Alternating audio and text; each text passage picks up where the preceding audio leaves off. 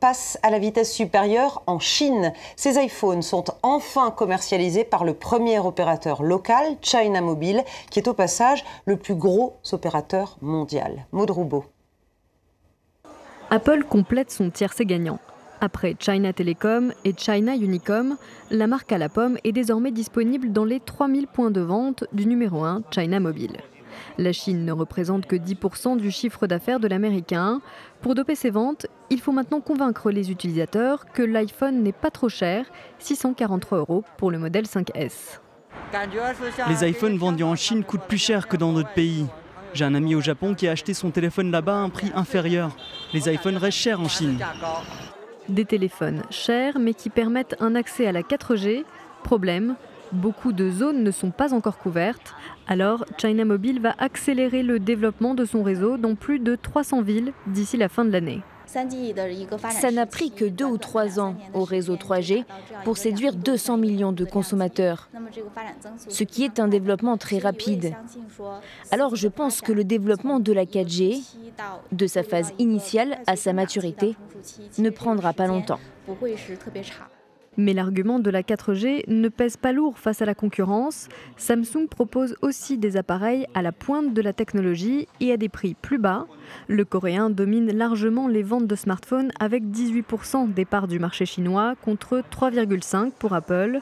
En 2014, le géant américain devrait quand même écouler 17 millions d'iPhones seulement grâce à China Mobile, soit un peu plus que l'ensemble des ventes dans le pays l'an dernier.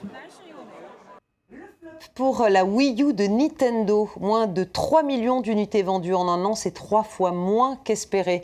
Résultat, le géant japonais lance une alerte sur résultat. Justement, son exercice 2013-2014 devrait se conclure sur une perte nette de 190 millions d'euros. Or, Nintendo tablait sur un bénéfice et de 700 millions d'euros.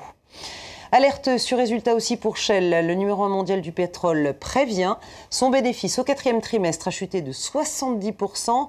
En cause, une baisse relative des prix du gaz et de l'or noir, mais surtout de faibles marges sur le raffinage et la hausse des coûts de production.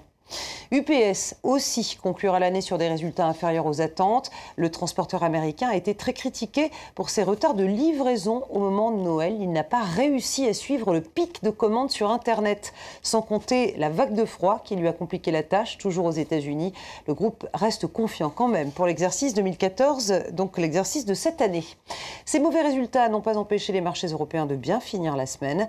Paris gagne 0,19%, vous allez voir les chiffres. Francfort prend 0,26% et Londres termine sur une hausse de 0,20%. Et puis Wall Street est un peu plus sensible quand même à ces mauvais résultats d'entreprise.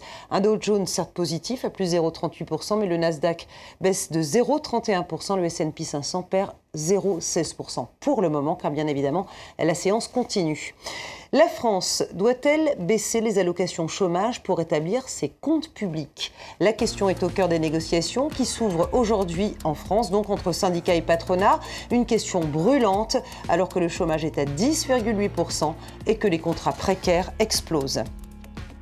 L'assurance chômage n'est pas la seule à être dans le rouge, c'est aussi le cas de l'État.